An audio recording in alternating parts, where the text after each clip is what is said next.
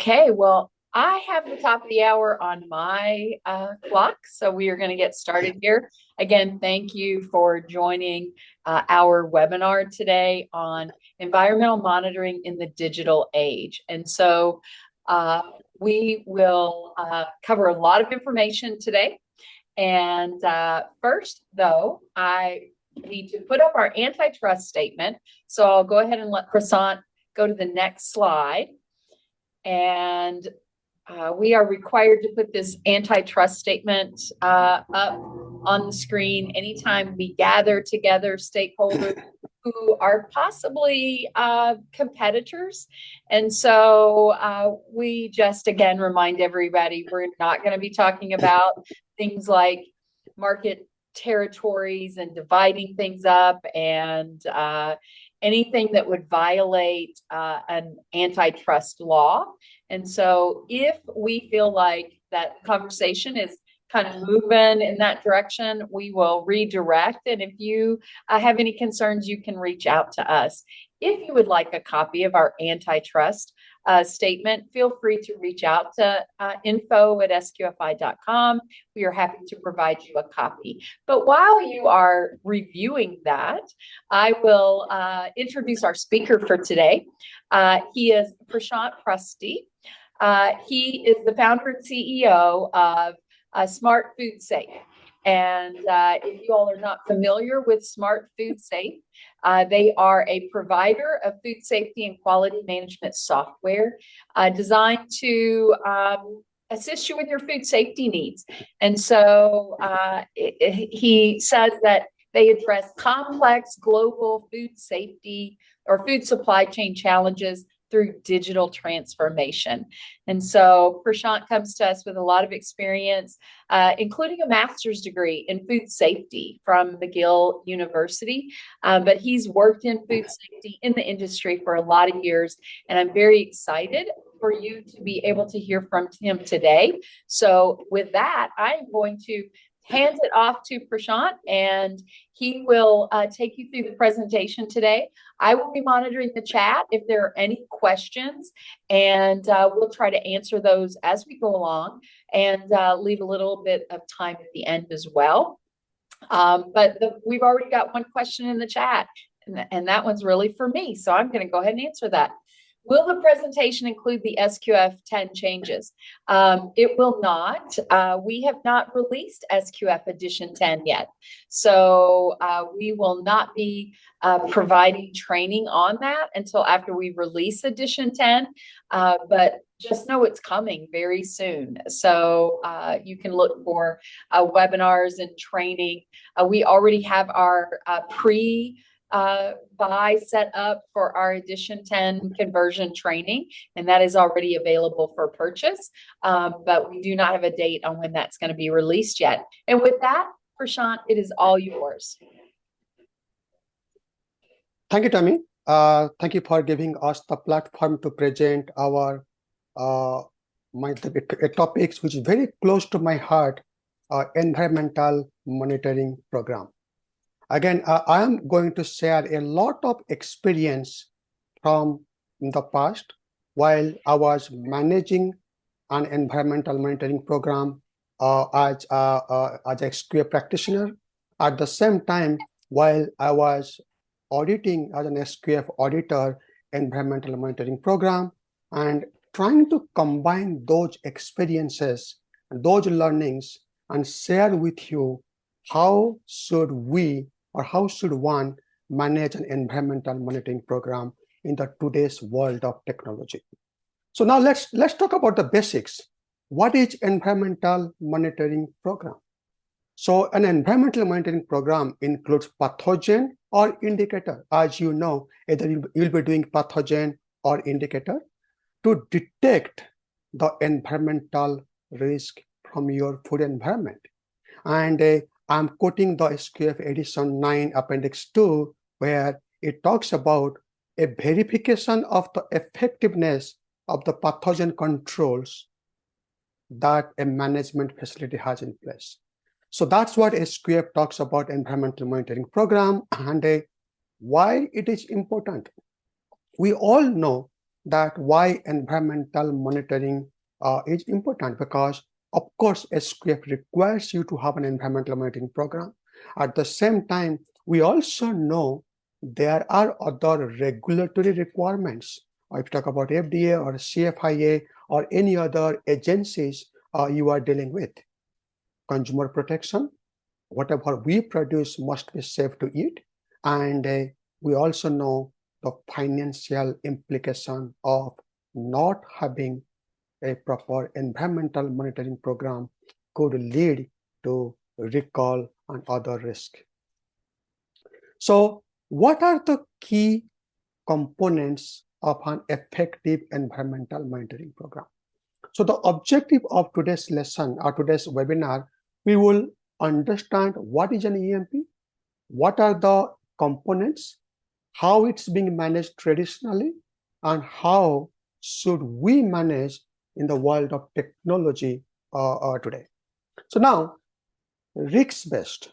So environmental monitoring risk should be assessed. I'm pretty sure you all know that depending upon the product, the category of the product, the environment, the equipment, and the facility. So there are several risks would be inherent or added risk. So based on the risk, you have to assess what kind of environmental control you have to do. And then the famous, the 5 whys, where am I going to sample? Am I going to sample everywhere, or it should be based on the risk? The sampling location plays a very important role. What am I sampling for? Am I going to check the indicator or the environmental risk like pathogenic bacteria? How do I create a zoning or sampling a number of samples? How do I decide what is going to be my pass or fail? And what happens if it fails? What kind of investigation, corrective action, root cause analysis? If I'm doing in-house or third-party laboratory, am I following the right laboratory methods? What is my, if the lab say I'm getting presumptive, what is my method detection limit? Or what is my limit of quantifications? So they are all has to be thoroughly decided before you are designing your environmental monitoring program. And once you have your results available, now what am I doing with the results? Am I trending? Am I doing any kind of monitoring? Am I creating a kappa for effectiveness of my corrective actions? And am I reviewing from a management perspective on a yearly basis? Where am I trending with our environmental monitoring program? So these are various components of our environmental monitoring program, but the famous zone 1, 2, 3, 4 concept, I would like to I would restate the importance of having zone 1, 2, 3, 4. To me, as you can see, it's a pyramid. The environmental contaminants, if you find in the zone 1, it's too late. That means you must detect before it get into your food contact surfaces. The whole objective of our zone 1, 2, 3, 4 concept, that we detect and prevent it getting to the next zone in the plant, so that it never gets to our product. So sampling location. So you know the very famous question is asked: if I sample a lot, do you think the chances of finding is more? Yes and no. Yes, because higher the sampling, higher the chances of finding. But what if you are not sampling in the right location? So what is the right location where the bacteria can hide? Unfortunately, we don't see the bacteria, and then they tend to hide in various what we call niche area. What are those niche area? Wherever you have got exposed product, wherever you have got organic matter buildups, wherever you have got a lot of traffic, your equipment design can also play a very important role. If they are not sanitarily designed, they could also become harborage area. Based on your history, let's look at the history, where I'm finding all this, and difficult to clean areas. The whole objective of the environmental monitoring program should be seek and destroy, because we cannot control what we don't know. So most of the facilities, in my experience, what I have seen, how are we managing our environmental monitoring program? You basically, typically, we have a scheduling which has been managed in Excel. You will have a list of all the sample collection points in an Excel. Then we have designed week 1, week 2, these samples we will collect. These are the samples we are sending for lab. And then once I receive the results from the laboratory, I will do the data entry into my Excel if I pass or fail, and then limited corrective action visibility, what's happening with the corrective actions, and limited analysis. What are the technology we use? Tammy, looks like we have a question for me. Yes, we did have a question pop up. I think it goes back to when you were talking about risk. So we have someone making a comment about they're producing high acid and commercially sterile products, and they determined that they're low risk against environmental pathogens. And they said they're compliant with regulatory, but why does SQF still require them to conduct environmental program?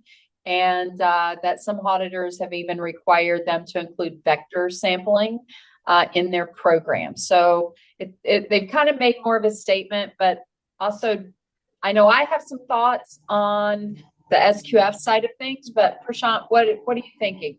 Is low risk mean zero risk? Okay, that's a very good question, Tammy. Low risk is not equal to zero risk. Maybe there's a low risk to the product. What about the cross-contamination risk to something which may come in contact to the product and which could be susceptible, which could be high risk to Listeria or Salmonella? So let me put this way. If you go to a supermarket and you are buying us a product from the store, and you came home and you heard a recall in that product, but it says, you know what, the product is low risk, but we have Listeria. Would you still feel comfortable eating that product? If the That's a answer is great no, point, if the Prashant. answer is no, I like that you said that, because we see recalls on low risk products all the time.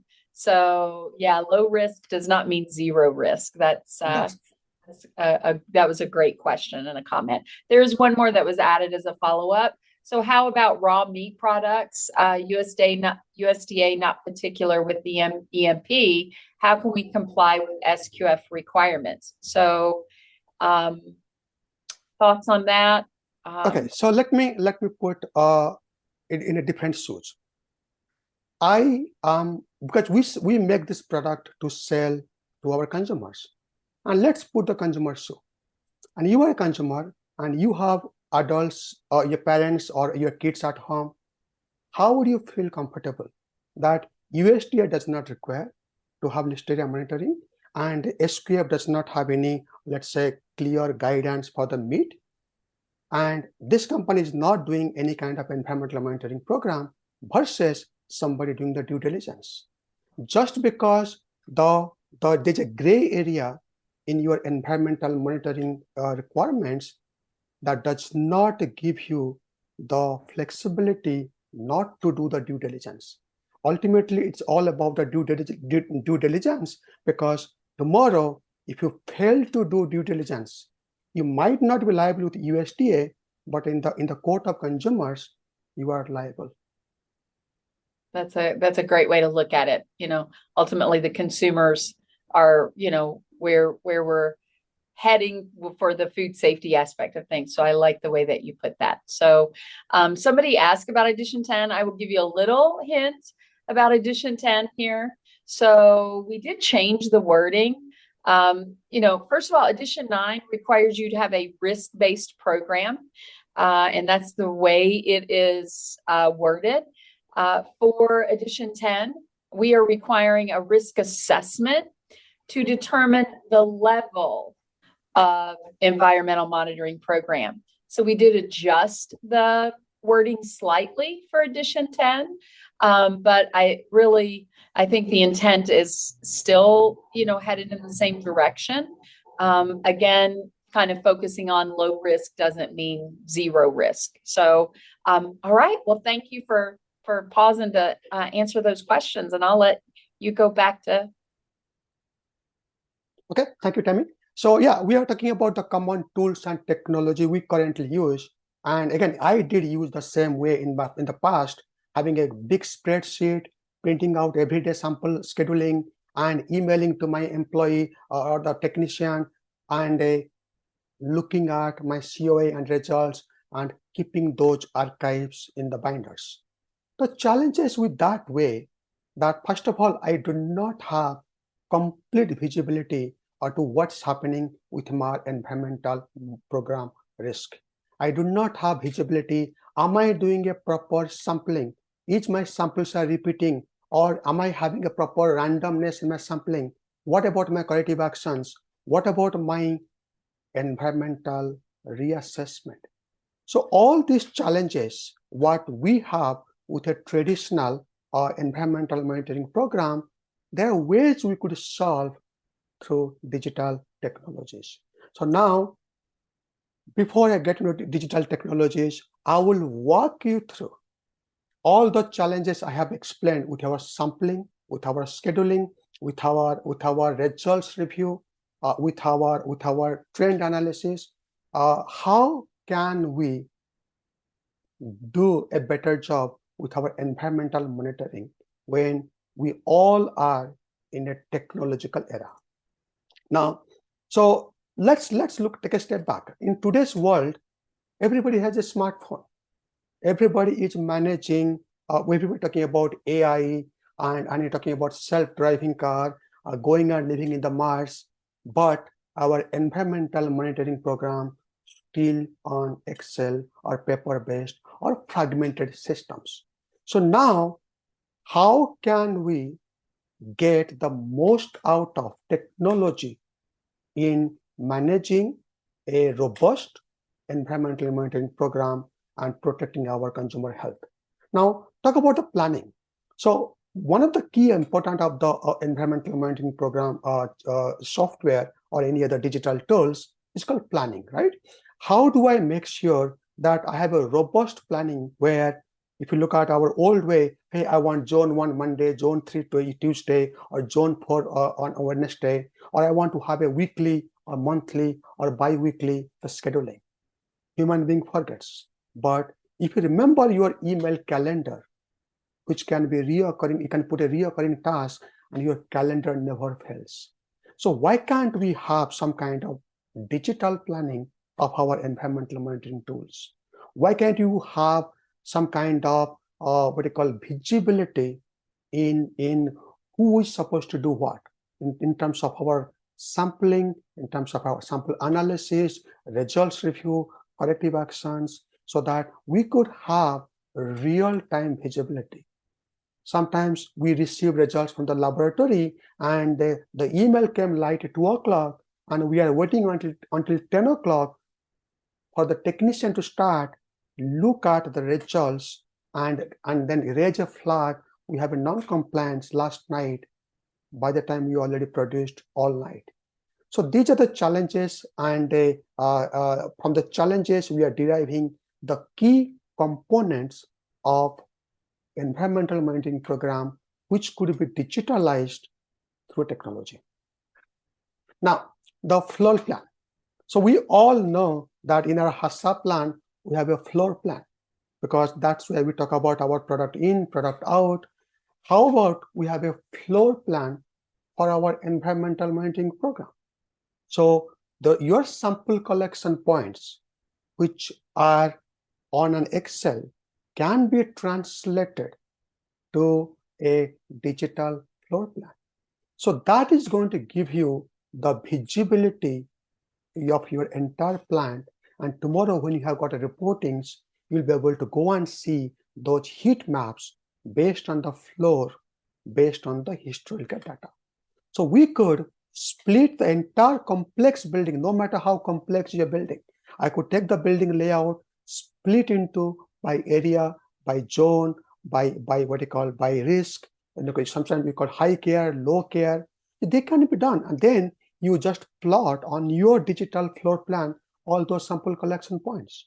So that is going to help you for someone who wants to go and collect samples on the floor by going blindly without knowing or assuming I'm going to collect from a conveyor versus they exactly know where on the floor the conveyor is located. So that is something we could do, and that is going to give you the benefits that we do not have to have the confusion about the sampling location. We will ensure consistent sampling. The sampling location is consistent. It also allows us to train a new employee easily. So tomorrow somebody new comes up, hey, without telling them, hey, you know what, you go there, go here, the digital floor plan can help them to find out. And then when you are going to an audit and you want to demonstrate you did collect samples from these areas, your audit readiness documentation can be done through the floor plan. Then step number 1, the sample collection point. As I said, that you have to do a risk-based sample collection point. So now on the floor plan, if you have identified these are my sample collection points, that's zone 1, zone 2, zone 3, zone 4. Now let me plot those sample collection points. Now in today's world, everybody has a cell phone. So why can't I take a picture of the equipment, what I am going to collect my samples, and highlight on the picture, guys, hey, on this equipment, some equipments are so big, you may get lost. On this part of the equipment, I'm going to collect this sample. So that even gives you further guidance on the equipment where exactly you have to collect your samples.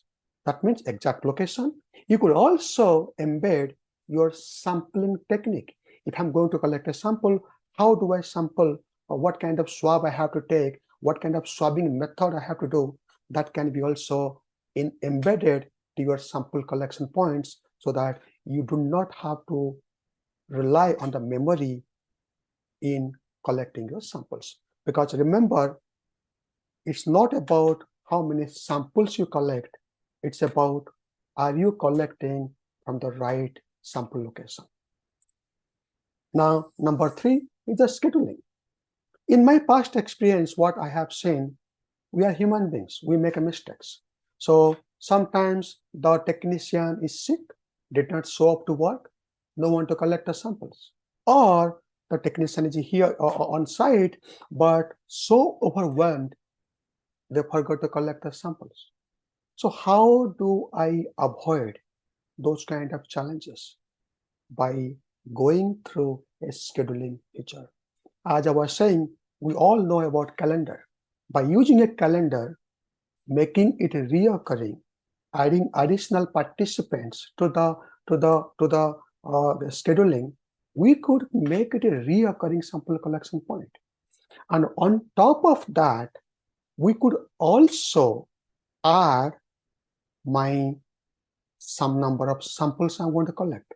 I could also, let's say if you have got 100 samples across my sites and I want 5 random samples every week, we could bring some kind of randomness logic so that my samples are getting randomized and I can ensure guaranteed repetition of my sample collection points so that we are not duplicating our sample locations. At the same time, how do I know if I am on schedule with my sample collection points? The scheduling can be tracked for the schedule completion, and that can also give you a percentage score, which will be your percentage compliance for the scheduling.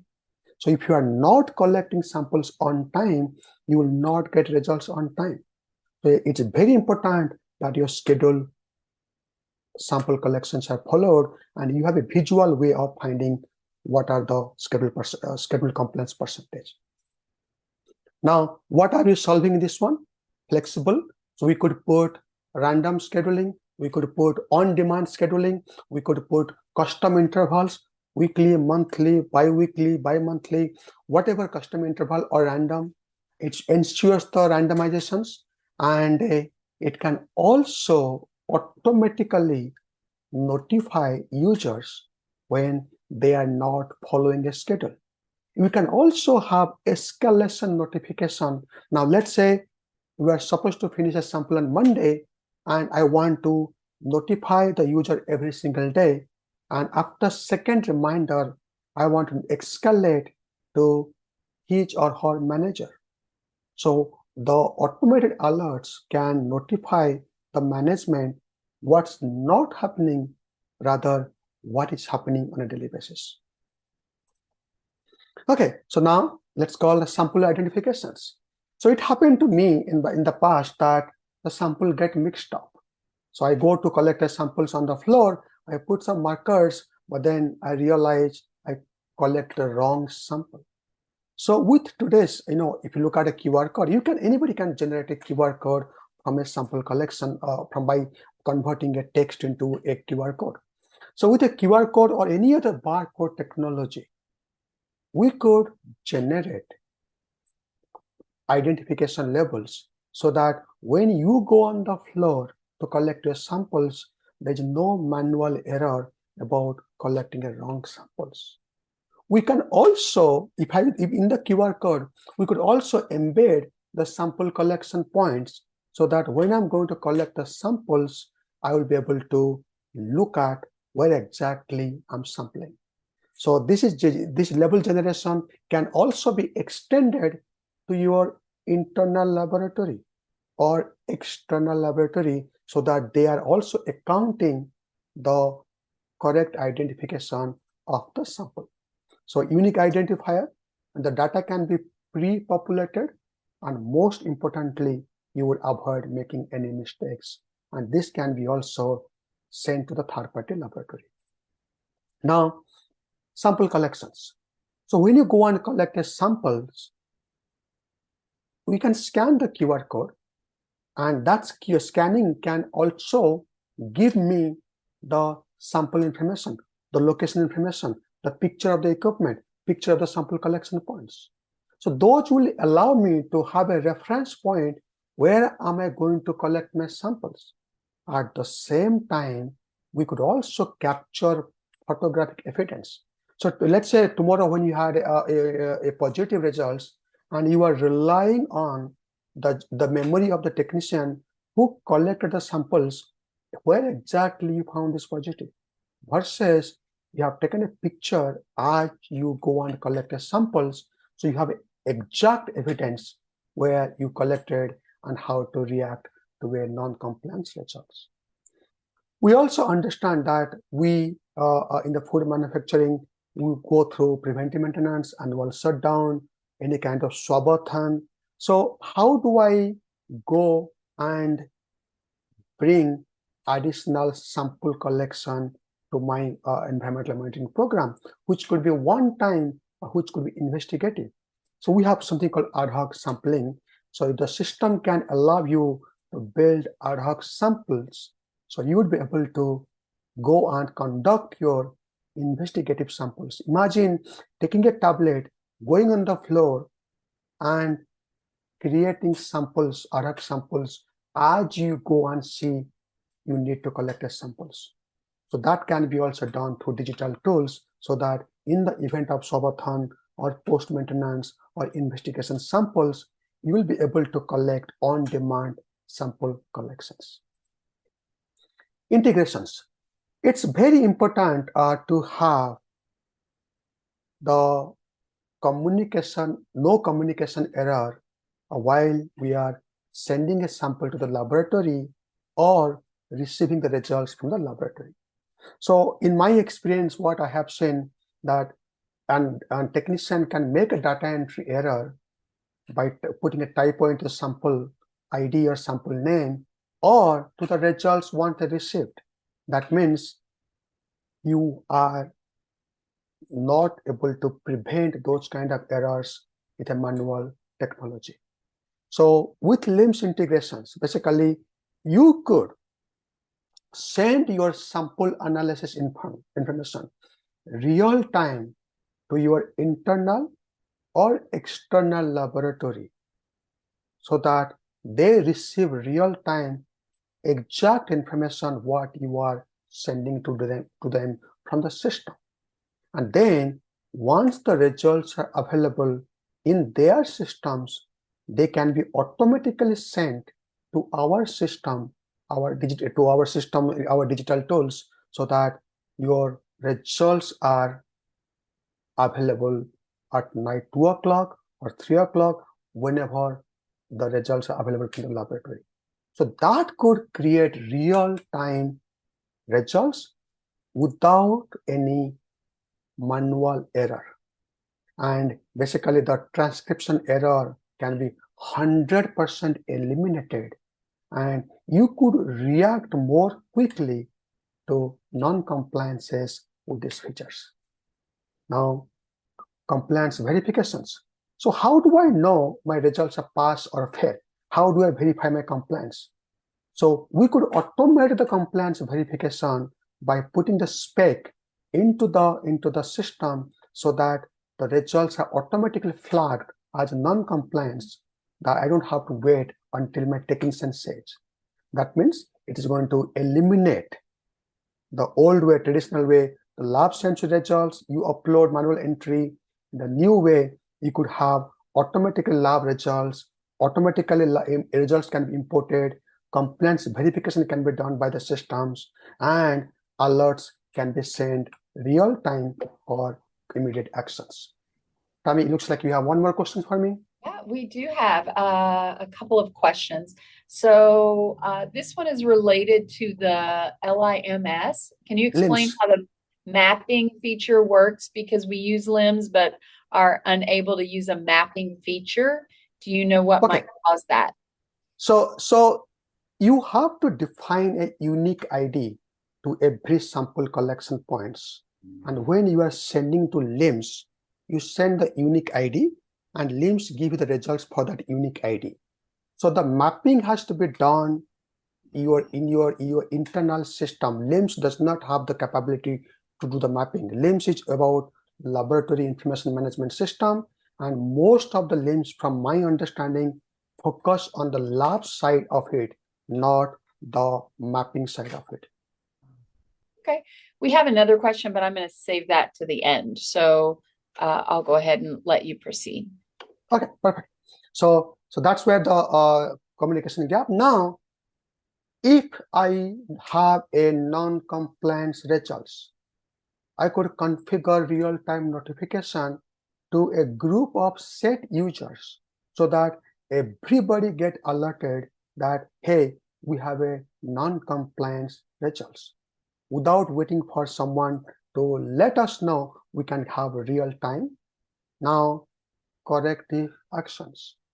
So if you can predefine corrective action and who should it be assigned to, the system can also automatically create your corrective actions and automatically assign to the user along with a due date based on the configuration.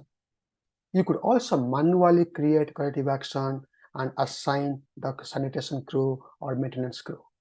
Vector swabbing, if you know where you got positive results, you could go and conduct vector swabbing because you have a pictorial evidence. You could go and based on the picture in the surrounding area, you could do your vector swabbings, and you could also reconfigure your re-swabbing frequency so that for, let's say, zone 1 positive for listeria, I need to do 3 consecutive re-swabbing. That can be also configured in the system so that you do not have to remember what to do when you have a non-compliance results. The system automatically telling you what has to be done when you have a non-compliance results. Now, notification of corrective actions. Now, if I want to alert my cleaning crew to do a positive cleaning, traditionally I have to email them or I have to go and talk to them. Digitally, I could assign a corrective action to the user along with a reminder notification, so that user gets notified that a corrective action has been assigned to me and this is my due date. And then the system keep on reminding the notification until the task is completed. So you do not have to chase your maintenance crew or your cleaning crew for any corrective actions, because when you have a positive results. Now, multi-layer reminder systems. The system can also be designed. Now, let's say I have a due date in 3 days, but I want to send reminder on the day number 1, day number 0, and reminder after the due date is passed. So you could configure multiple layers of reminders before due, on the due, and after due. And you could also configure escalation. Imagine you are sending all the escalation notification to the top management. If it's not done on time, that is going to bring some sense of responsibility, because the non-compliance or non-conforming tasks are being notified to the management when they are not being followed. So a multiple reminder system can help you to stop doing a lot of chasing around in the plant.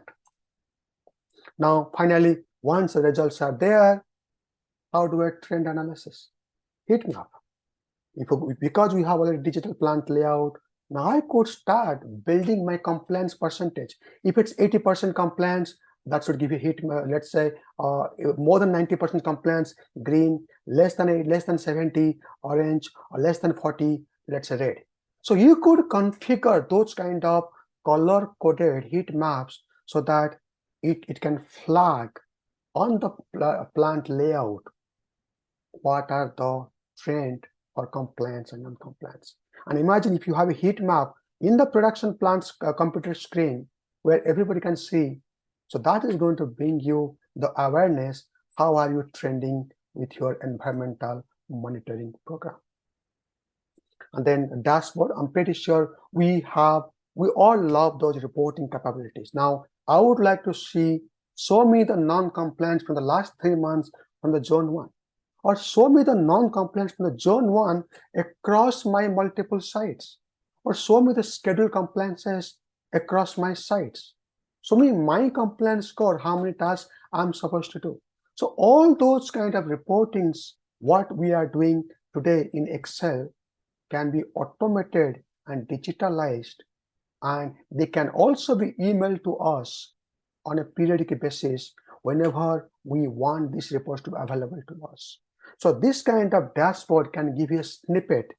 What is happening in my EMP program? Is it working or it's not working? Or am I seeing outliers?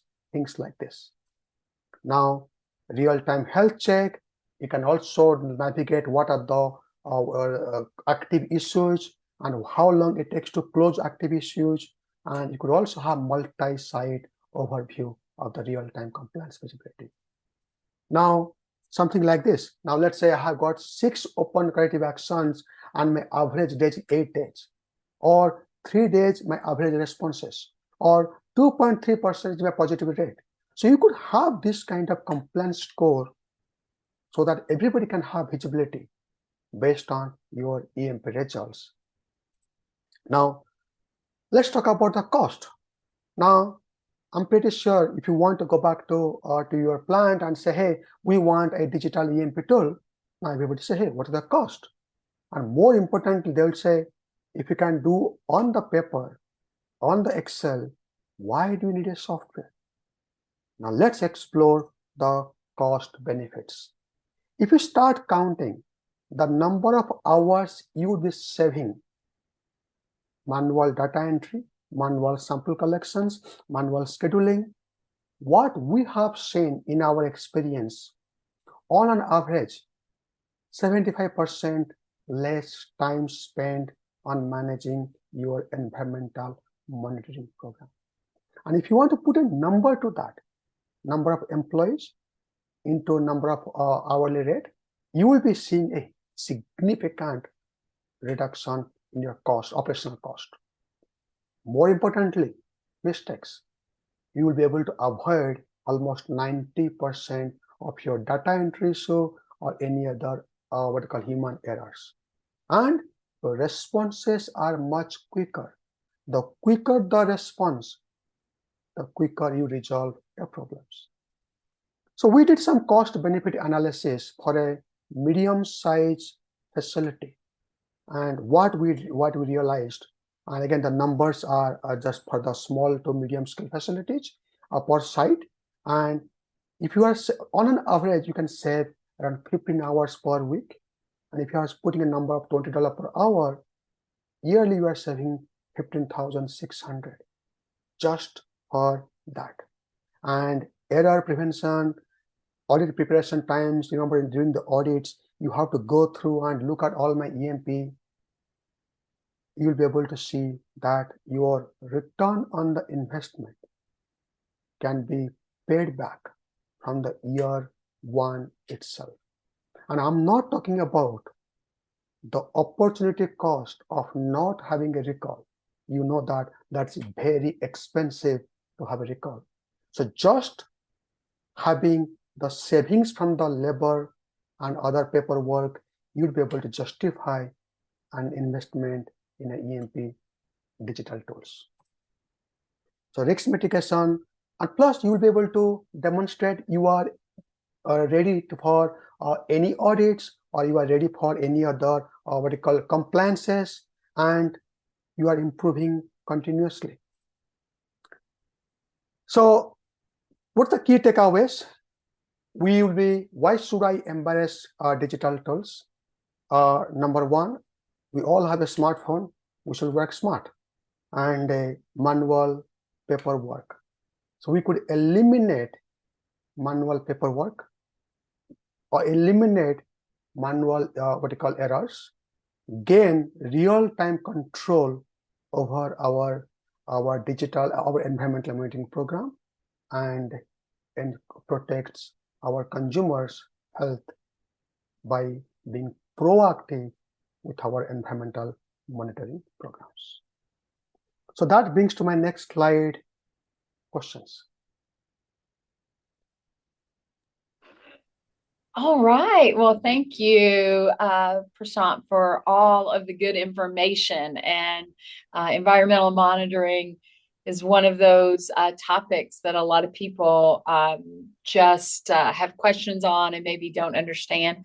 I have been in a facility where we used the manual, as you said, the Excel spreadsheets and the tables and the manually printing out labels and all of that. And it was a lot. It took a lot of resources. So when we switched to an online system that handled all of that, it was just so relieving that there were a lot of those tasks that the system just did for us automatically. So it really elevated our program. So we do have a couple of questions, and we're gonna answer those now. So we had one person to ask about their testing products and environmental monitoring according to risk, but for the last couple of years they haven't found any negative or any positives or presumptive positive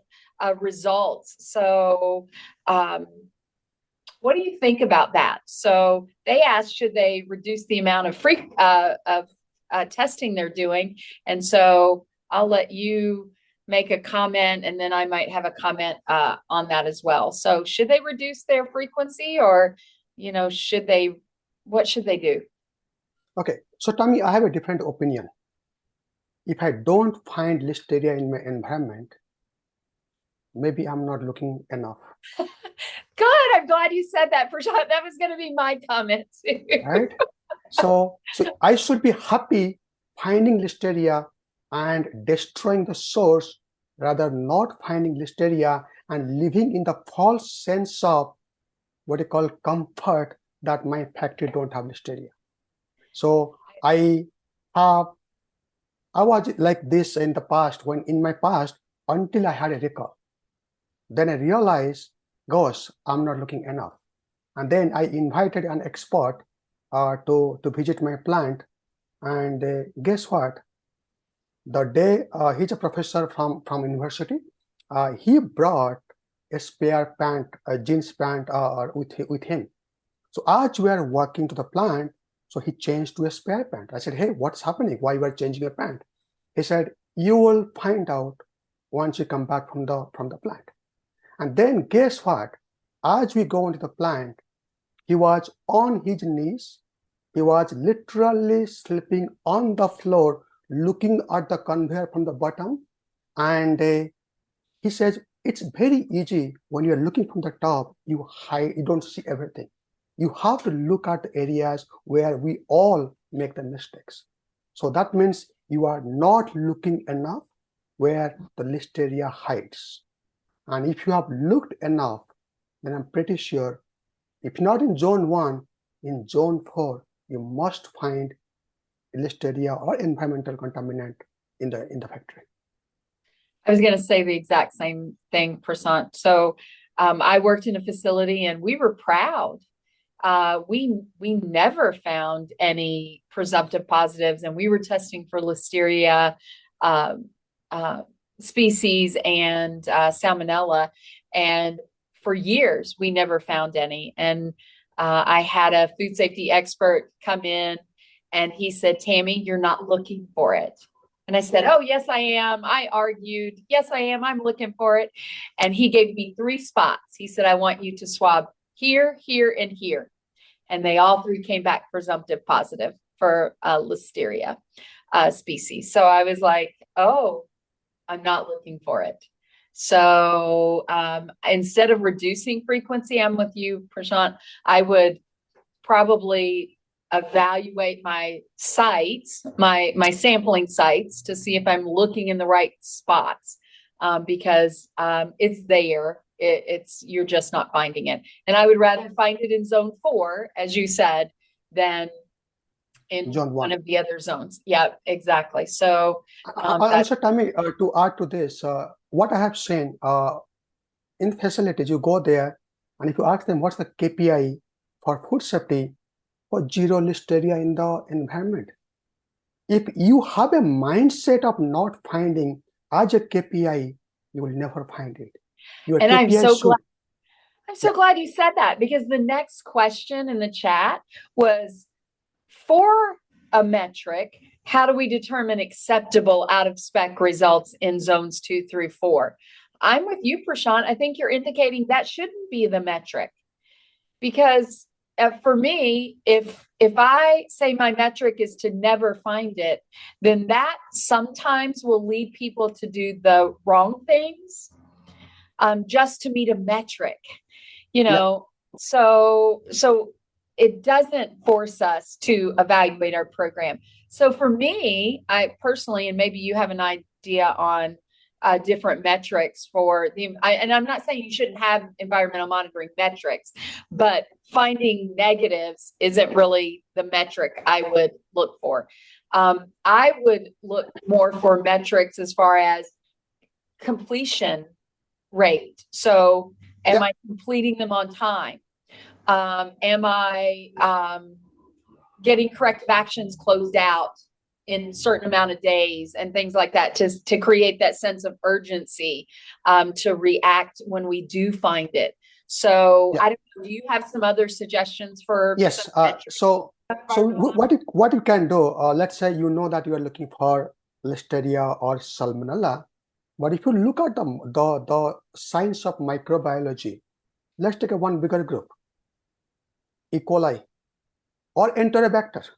So now, yes, your matrix for listeria mono should be negative, but for Enterobacter, which is a bigger group, now let's give some leniency. Now 500 or 100, just a count. So that means if I'm finding Enterobacter, it's an early indication that I may find contaminant, pathogenic contaminant down the line. So that kind of matrix you can set, rather focusing on listeria mononegative, I should also go for a broader group of bacteria which are part of listeria or salmonella. Yeah, exactly. No, that's a great point. Let's see, I'm looking at the chat.